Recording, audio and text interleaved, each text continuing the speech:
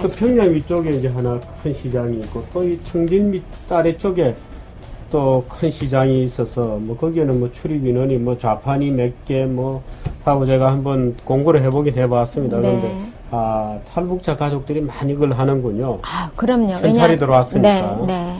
그러니까 현찰이 들어가는 게 개성공단 통해서 가는 건데 개성공단의 노동자들은 누군지 다 아시잖아요. 주로 뭐 당간부에 뭐 군인 가족, 해서, 군인 가족, 예. 그다음에 당 간부 가족 이렇거든요.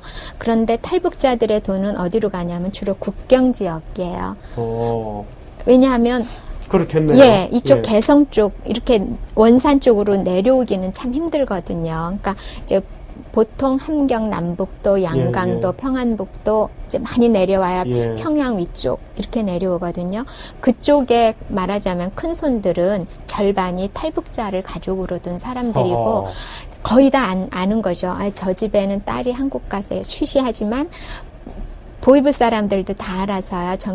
정찰 총국 사람들도 알아서 지금 내려오신 분들 얘기를 최근에 오신 분들 얘기를 들으면 저녁이면 삥 뜯으러 온대요. 그렇다 그러대요. 그 딸한테서 돈 왔다며 그 삥 뜯어가고. 그래서 얼마 이상 보내면 안 된다고 뭐 다른 얘기도 있는 것 같고. 그렇습니다. 그래서 정말 봄볕 같은 햇살을 탈북자들이 북한 주민한테 주고 있다고 보시면 돼요. 그러니까 25,000명 탈북자들의 중에 이제 상당수는 그래도 어떻든 뭐 남쪽 생활에 이제 어느 정도 적응이 되고 또 수입이 생기고 하게 되면 그 돈이 이제 중국을 통해서 북한의 장마당으로 투입되는 아주 기초적인 말하자면 시드머니들이 되고 거기서 장마당이 만들어지고 돌아가고. 그러니까 그러다 보니까 탈북자 수가 줄어드는 거예요. 그건 구조적일 수도 있습니다. 네, 그래서 아까 제가 이제 이 말씀 드린 이유가 탈북자 수가 왜 줄었다면서 해서 첫 번째로 계절 탓이 있고 두 번째로 국경 수비가 삼엄해진 게 있고 지금 세 번째로 탈북자들 가족이 그건 굉장히 재밌는 우리가 아주 쉽게 잊어먹을 수 있는 그런 건데. 네, 유념해야 될. 그래서 그러네요. 우리가 탈북자들의 관심을 쏟아야 할 여러 가지 이유 중에 또 하나의 중요한 이유가 되기도 해요. 그래서 그 사람들이 90% 이상의 직업이 없거든요. 탈북자들이. 정규직이 아니에요. 주로 뭐 하세요? 주로 이제 75%가 여성이잖아요. 그 여성들은 접시 닦는 일, 여성들 허드렛 일을 하고 사실 그분들은 이렇게 음식 만드는 것도 못해요. 왜냐하면 만들어 보질 않았잖아요. 식자재 자체를 구경도 못 해본 분들이잖아요. 그래서 이제 주로 그렇게 허드렛 일을 하는데 사실 탈북자들이 건강이 굉장히 안 좋습니다. 그러니까 머리끝부터 발끝까지 다 안 좋다고 보시면 돼요. 늘 머리가 아프고 소화는 늘 안 되고 뼈도 안 좋고 거기 하도 매 맞고 고문당하고 이런 사람들이 많아서요. 그리고 이게 나이가 젊어도 골다공증이 있고 하다 보니까 수시로 아파요. 그래서 그 비정규적으로 일을 해도 하루 나갔다가 이틀 나갔다 다음에 사흘 쉬고 뭐 이런 식이거든요. 그래서 국립의료원에 한번 하루 날 잡아서 한번 가보세요. 국립의료원에 가면 탈북자들을 만날 수 있는데 복도에 정말 다 탈북자들이세요. 그래서 근로 능력 상실 인정받은 사람들이 굉장히 많아요. 그러니까 폐병이 많잖아요. 폐가 뭐 거의 석화돼가지고 폐 한쪽이 거의 그렇습니까? 없거나 그러니까 그리고 또 정신적으로도 불안, 공포 이런 게 너무 오래 지속됐기 때문에 굉장히 정신적으로도 너무 힘들고 그래서 근로 능력이 없으신 분들이 일단 많고요. 그다음에 한국의 사회가 굉장히 좀 탈북자들을 좀 이렇게 가까이 안 하고 싶어하는 그런 분위기가 있잖아요. 기업체도 그렇고 일반 가정집에서도 하는 거죠. 일반 가정집에서도 조선족은 써도 탈북자는 안 쓰려고 그러거든요. 베이비시터조차도 안 쓰려고 그래요. 하여튼 여러 가지 이유가 있지만 그러다 보니까 직업을 못 가져요. 그러면 최저생계비를 나라로부터 타서 쓰거든요. 그 돈을 정말 너무 안타깝게도 굶어가면서 그거를 한 달에 40만 원, 45만 원 이렇게 받아요. 그거를 아껴서 몇 달에 한 번씩 북한에 보내는데 그 돈으로 그 사람들이 그렇게 사는 거예요. 생각하면 너무 가슴도 아프고 우리가 정말 탈북자를 어떻게 해야 되나, 어떻게 우리가 그들을 바라봐야 되나 여러 가지 생각을 하게 되죠. 지금 우리 박 의원님 재단인가요? 물망초. 사단법인이요. 아, 사단법인인가요?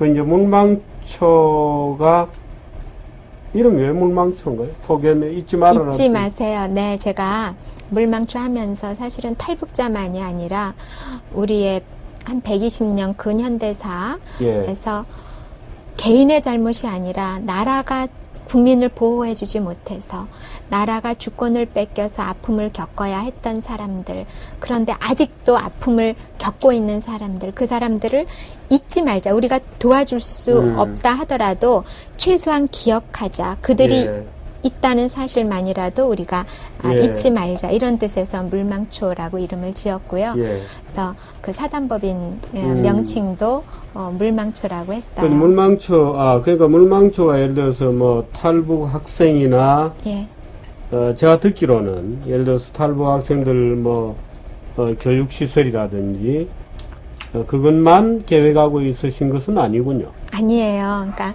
제일 먼저 시작한 게 제가 탈북자부터 시작을 했는데 그 이유는 첫째, 탈북 고아가 굉장히 많아요. 우리는 흔히 뭐 꽃제비 하면서 텔레비전에 나오면 이렇게 보시면서 너무 안 됐다 하시지만 또 뉴스 끝나고 이런 거 끝나면 또 일상생활 때문에 잊어버리고 그러잖아요. 근데 그 탈북 고아, 그 다음에 탈북 여성들이 국경을 넘으면 80% 이상이 팔려가잖아요. 팔려가는데 참 방송에서 죄송한 말씀이지만 뭐 나이, 얼굴, 체격 이런 거에 따라서 이렇게 등급이 이렇게 해서 가격이 있고 그거에 따라서 뭐 중국 한족한테 갔다가 뭐 조선족한테 그다음에 뭐 소수민족한테 장애인한테 뭐 이렇게 노인한테 이렇게 팔려가는데 팔려가면 대체로 1년쯤 지나면 아이가 생기잖아요. 근데 중국은 산하 정책을 하잖아요. 그래서 one family, one child policy. 한 가정에 탈북 고아가 지금 적게, 아무리 적게 잡아도 3만, 많이 잡으면 10만이 탈북 고아가 중국에 있어요. 근데 그 아이들이 한국에 들어오거든요. 그 아이들. 어렵겠는데요. 어렵지만 들어오고 있어요. 그 아이들. 그 다음에 그야말로 누군가가 잡아주지 않으면 못 들어오죠. 근데 많은 경우에 최근에는 엄마가 먼저 탈북해서 들어와서 그 정말 피처럼 벌은 돈으로 브로커를 사서 자기 아이를 찾아요. 그러면 중국 사람들이 뭐 가난해서 그렇기도 하겠지만 엄마가 떠나고 나면 아이를 버려버려요. 아이가 우리가 말하는 꽃제비가 돼서 이렇게 있는 아이를 찾아다가 데려오고 그러다 보면 한국말은 잘 못하고 중국어만, 그것도 생존 중국어만 하는 아이들이 있고요.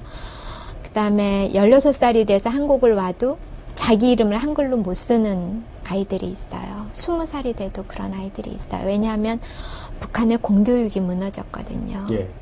배가 고픈데 어떻게 학교를 가겠어요? 그리고 얘기를 들으면 학교에서 너무 많은 돈을 요구한대요. 그러니까 그렇습니까? 네. 저희 너무 놀랍죠. 그러니까 학교를 못 가고 그러다 보니까 20살이 돼도 한글을 모르는 사람들이 있고요. 제가 탈북자들을 관심을 가지면서 한 15년 보니까 최근 들어서 탈북 청소년들의 범죄율이 굉장히 막 급격하게 높아가고 동시에 자살률도 한국 사람들의 6배예요. 탈북 청소년들의 자살률이. 사고로 어느 지역에 들어와 있는 우리 지금 탈북 청소년이 3,000명이에요. 그 왜 그러느냐?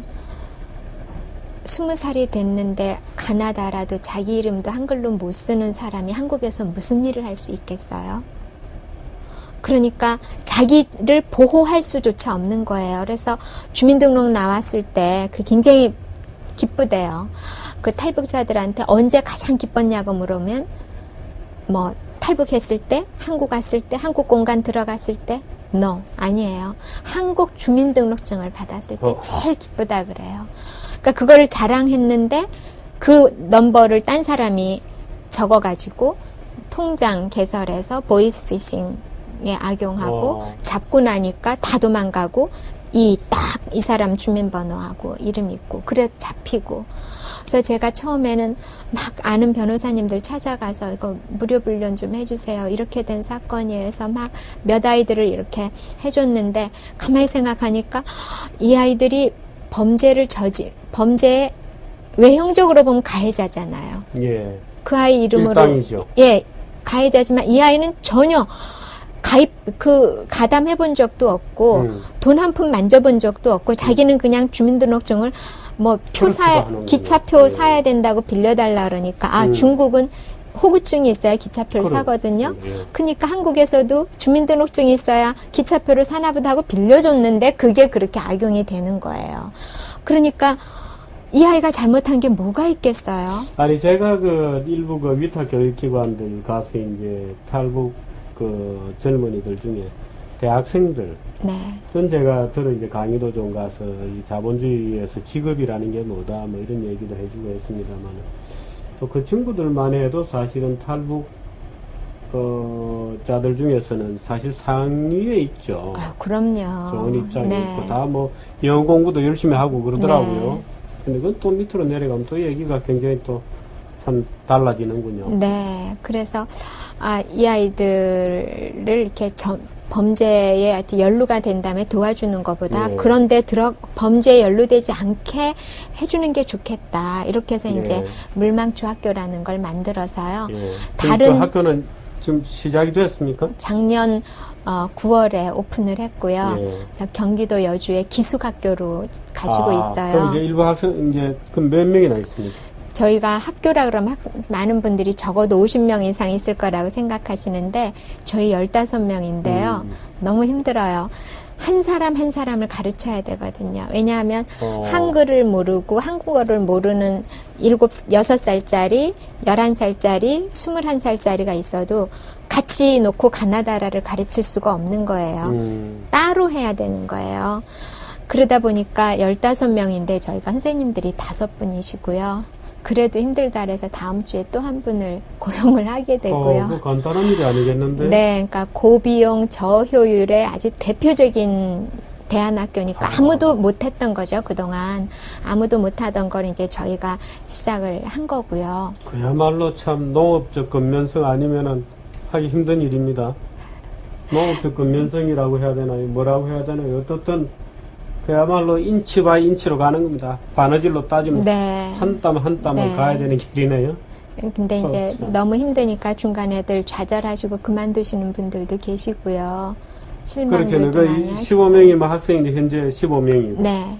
그 학생들은 이제 거기서 먹고 자고. 네, 기숙학교고요. 기숙학교. 네. 일종의 대안학교입니다, 그죠? 예, 그럼요. 대안학교고요. 그리고 저희가 가르치기도 하지만 저희가 한 2, 3개월 이렇게 데리고 있으면서 어느 정도 이렇게 안정을 찾고 그리고 이 아이는 우리가 뒤에서 이렇게 봐주고 유치원이라도 보내도 되겠구나. 어떤 아이는 마음을 못 열어서 사람들하고 이렇게 안 섞이는 아이들도 있어요. 그래서 저희가 서울에도 안 하고 지방에도 한 게 돈이 없어서이기도 하지요. 서울에 그런 정도 규모를 하려면 돈이 없기도 하지만 그보다 더 큰 이유는 이 아이들이 가나다라 배우는 것보다 힐링, 치유하는, 심신을 치유하고 하는 게 더 중요하겠다 해서 저희는 산속에 들어가 있고요. 예. 그래서 어느 정도 따라갈 수 있겠다 싶은 아이는 저희가 초등학교도 집어넣고 고등학교도 집어넣고 그래요. 근데 초등학교는 대체로 저희가 방과 후 수업하면서 이렇게 서포트를 해주면 잘 따라가는데 지금까지는 그래도 조금씩 이제 처지죠. 그리고 나이에 비해서 한 1, 2년 많으면 3년 정도 늦게 들어가죠. 그러니까 유치원 9살이어도 저희가 유치원을 보내기도 하고 그래요. 그런데 이제 학년이 올라가면 적응이 굉장히 좀 힘들지요. 그 다음에 이제 큰 학생들, 우리가 이제 어른 학생이라고 얘기하는데 성인 학생들은 저희가 1대1로 가르치고요. 저 같은 그 일 못합니다. 그런데 그 일 자체가 어려워서이기도 하겠지만 그게 뭔가의 책임을 진다고 하는 것이 어려울 텐데 왜 그걸 지기로 하셨어요? 그러게요. 사람들이 왜 그렇게 사서 고생하느냐 그러는데 저는 사서 고생을 한다는 생각보다는요. 저희 학교에 와서 빠르면 한 달 반, 2달, 늦어도 3달이 네. 되면 표정이 바뀌고요. 아이가 얼굴이 바뀌고요. 그리고 이렇게 일주일 있다 가면 제가 매주 주말에 가는데요. 예. 고무줄로 늘여놓은 것처럼 애들이 달라지는 자라요. 걸 느끼시는 거예요. 네, 그리고 손님들이 와서 보시면 애들이 어떻게 이렇게 밝고 명랑하냐 그래요. 완전히 바뀌어요. 그런 걸 예. 보면서 사서 고생이 아니라 아이 정말 이 보람이 뭔지 행복이 뭔지 예. 이런 거를 제가 몸으로 체득해 가는 과정이어서 전 참 감사하게 생각하는데 그렇군요. 힘든 건 사실이죠. 여기 배지가 물망초 네, 사단법인 물망초? 네, 물망초 배지예요. 물망초 학교라고 부릅니까? 사단법인 물망초 안에 물망초 학교가 학교가 있고, 있고. 물망초 치과가 있고, 치과는 물망초 뭐예요? 또? 치과가요. 예. 탈북자들이 사실 건강이 많이 안 좋잖아요. 제일 안 좋은 거, 남녀노소를 불문하고 안 좋은 건 치과예요. 그래서 치과가 따로 있군요. 그래서 치과를 저희가 물망초 하시는 이제 네, 말하자면 동지들 중에 네. 그 치과 의사 선생님 계시는군요. 네, 네. 그러니까 이제 서울치대 교수님들이 전적으로 만들어 주셨어요. 예, 그 배지 설명 좀 해주시죠. 이게 물망초라는 꽃이요. 원래 요만해요. 꽃이 이렇게 작아요. 그래요? 그리고 꽃 색깔이 이렇게 흰색, 예, 분홍과 연보라와 분홍 중간, 예. 그 다음에 연보라와 하늘색 중간, 예, 요렇게 예. 세 가지 색이 돼 있어요. 원래 자연 색이. 근데 이제 저희가 그 색깔대로 하면서 의미를 부여했어요. 예. 대한민국과 그다음에 북한과 전 세계가 함께 노력을 해서 북한에 예. 정말 인권이 제대로 실현되게 노력해보자 이런 거고요. 저희가 전 세계를 같이 넣는 예. 거는 까레이스키라고 하는 고려인들 예. 다 그분들도 근현대사에서 버려지고 잊혀지신 그렇습니다. 분들이잖아요. 그다음에 남미에 가 있는 애니깡들, 예. 그다음에 사할린 한인들, 위안부 할머니들. 근데 위안부 할머니들은 뭐 저희가 안 해도 지금 너무 많은 곳에서 하고 있으니까 예. 그 이제 순위가 좀 뒤떨어지지만 시베리아 억류 포로들 아직까지 있거든요. 그렇습니까? 네. 그건 언제 생긴 포로들인가요? 태평양 전쟁 때 일제 강점기에 오. 말하자면 일본 군속이거나 일본의 하위 그랬었죠. 군인들이었던 사람들, 그 사람들이 그 시베리아 지역에 지금도 아직도 억류돼 있는 포로들이 있어요. 그 문제를 일본은 이미 오래전에 해결을 했는데 사할린하고 똑같아요. 사할린 한인들하고. 그렇군요. 네. 우리는 가르치지도 않고 사실은 언론에서도 큰 관심을 안 갖고 그렇군요. 있고요. 네. 근데 일본은 러시아하고 협상해서 그 문제 다 풀었거든요. 풀고 예. 다 데려갔어요. 일본인들은. 근데 우리가 언제까지 일본만 나쁘다 그러고 일본 보고만 책임지라 그러겠어요. 이거 사실 내선 일체라 그래가지고 성도 다 바꾸고 일본 국민으로 만들어서 데려가 놓고는 전쟁 끝나고는 순수 일본인들만 데려가고 우리 한국 사람들은 그냥 사할린의 한인 남겨둔 거하고 똑같이 그냥 남겨뒀는데 그렇군요. 이분들은 아야 소리도 못 하시는 거예요. 왜냐하면 일본군 앞잡이였다. 일본군 군속이었다. 일본 군복 입고 있었는데 이렇게 하니까 이분들은 우리 여기 있어요. 살려주세요. 이 소리도 못 하고 있는 거예요.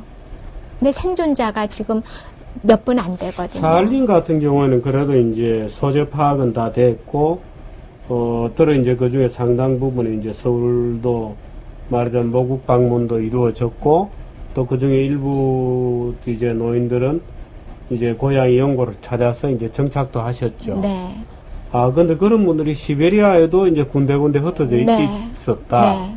지금도 있습니다. 시베리아 그렇군요. 억류 포로들이. 예, 그러니까 그분들은 까레이스키하고 또 다른 거죠. 그러네요. 예, 까레이스키는 스탈린 시대에 20년대에 네. 이렇게 소수민족 카자흐스탄 뭐 이렇게 해서 카자흐스탄, 우즈베키스탄 이렇게 해서 이렇게 뚝뚝 떼놓은 그래서 거고요. 그런 말하자면 우리나라가 근 100년 동안 근대화되고 전쟁을 겪고 근대화되는 근 100년의 과정에서 희생되거나 버려지거나 잊혀졌던 분들. 분들에 예. 대한 사업을 그래서 잊지 말아라. 네.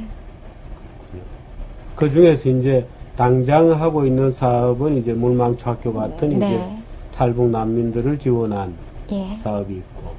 그래서 오. 물망초 치과가 있고요. 예. 물망초 인권연구소가 있고요. 예. 그다음에 지금 추진하고 있는 게 국군포로 요양원을 지금 추진을 하고 있어요. 예. 그러니까 아까 말씀드렸던 81분이 조창호 소위 이후로 돌아오셨는데 이제 쉬운 네. 4분이 생존해 계시거든요. 그분들이 행복하게 잘 살고 계시는 분도 계시지만 많은 분들이 힘들게 사셔요. 그분들이요. 오시면 사실 뭐 3, 4억씩 받으세요. 국가로부터. 근데 예. 60년 동안의 돈이라고 보기에는 참 어림도 없는 돈이지만 예. 그냥 그것만 딱 떼놓고 보면 적지 않은 돈이라고 할 수 있겠죠. 근데 그 중에서 한 1억이 브로커 비용으로 들어가고요. 왜냐하면 이분들은 신체가 부자연스럽기 때문에 브로커 비용이 굉장히 비싸고요. 나머지 손에 준 거는 거의 대부분이 북한에 다 보내거나 아니면 사기를 당하세요. 그걸 또 뜯어먹었나요? 네, 그거를 뜯어먹어요.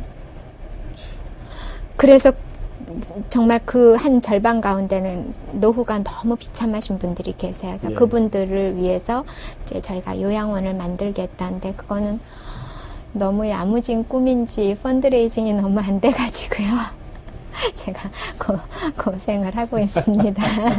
좀 우리 정규제 TV 보시는 분들 관심 좀 가져주셨으면 좋겠어요. 회원으로 가입하면 뭐 예를 들어서 뭐 기부를 하게 되면 뭐 말하자면 뭐 매달 일정액을 한다든지 뭐 그런 게 있겠죠. 예, 그건 마음이에요. 회원 되시는 분 마음이고요. 제일 많은 분들이 한 달에 10,000원씩 보내주세요.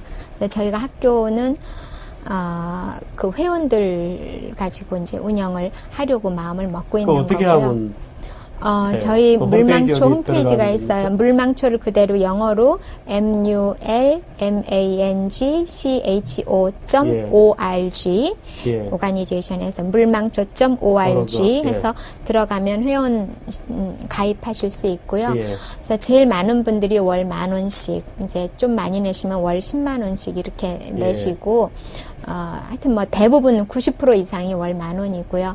또 나는 그렇게 안 하고 한꺼번에 좀 내가 하겠다 아니면 내가 뭐 보너스 탈 때마다 조금씩 하겠다 뭐 어떻게 해도 좋습니다. 저희는 감사하게 생각을 해서 그거는 회원 되시는 분이 알아서 이렇게 내시지요. 물망초 mulmangcho.org 예, org. 또 들어가면은 이제 회원에 가입할 수 네, 있고 네. 이제 기부금을 내거나 할 때는 이제 거기에 정해진 무슨 양식이 있겠죠. 네, 그죠? 거기 회원 가입 신청서 쓰시고 CMS라 그래서 자동 예. 이체되는 걸로 하겠다. 왜냐면 자꾸 우리가 바쁜 일상 속에서 잊잖아요. 예. 그렇게 하셔도 되고 아니면 본인들이 그냥 매달 이렇게 보내셔도 되고 네, 거기 회원 가입 신청하는欄이 있어요. 거기 들어가서 하시면 돼요. 잘 들으셨죠? 회원 가입 신청도 좀 하고 저도 좀 해야 될 것 같습니다. 감사합니다. 저도 좀 그동안 사실 거기 재단에서 일하는 분 중에 제가 아는 분들도 몇 분 계신데 네. 그동안 도와드리지 못해서 또 뭐 경황이 없이 사실 돕고 안 돕고 보다도 경황이 없어서 막 지나가거든요. 예. 그래서 안 되기 때문에 사실 이제 바보님을 이래 모신 것을 계기로 말하자면 사실 누구든지 그 어떤 생각하는 순간순간이 이제 또 지나가면 잊어먹으니까. 네, 그럼요. 어떤 정규제 TV를 즐겨봐 주시는 여러분들도 한번 이 물망초 재단을 잊지 마시고 들어가서 한번 어떤 일을 하시는지도 보고 또 사실 뭐 우리가 우리 사회의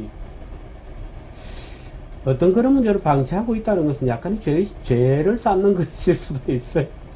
우리가 모른 척한 것도 사실은 죄입니다. 죄여서 약간씩은 그런 어떤 면죄에 대한 노력을 우리들이 조금씩 해가는 것도 괜찮죠. 그래서 한번 여러분들도 관심을 좀 기울여 주시기를 바라고. 저 통영딸 그분 문제는 아직 해결이 안 된 거죠? 예. 북한 측 주장은 다 돌아가셨다 이렇게 주장을 하고 있나요, 지금도? 신숙자 씨는 예. 돌아갔다. 근데 아이들에 대해서는 이제 뭐 큰아이는 뭐 죽었다라고 하지만 작은 아이에 대해서는 뭐라고 아직 얘기가 없는데요. 그 망명 여권을 가지고 있었던 사람들이기 때문에 예. 사실 독일 정부도 좀 나서주면 좋을 것 같아요. 근데 예. 이 COI가 되면 그 문제도 본격적으로 그렇죠. 논의가 될 것이고요. 그다음에 저희 납북자 문제, 그러니까 전쟁 동안에 납북되신 예. 분들이 10만 명이 넘잖아요. 그거는 뭐 미군 문서에도 다 나오고 리승만 정권 때에도 예. 나오고, 그다음에 뭐 예컨대 평양의대는 서울의대 교수들 잡아가서 그 만드는 거 아니에요? 예. 그러니까 예. 납북하신 분들도 있지만 또 월북하신 분들도 몇 분은 계시고.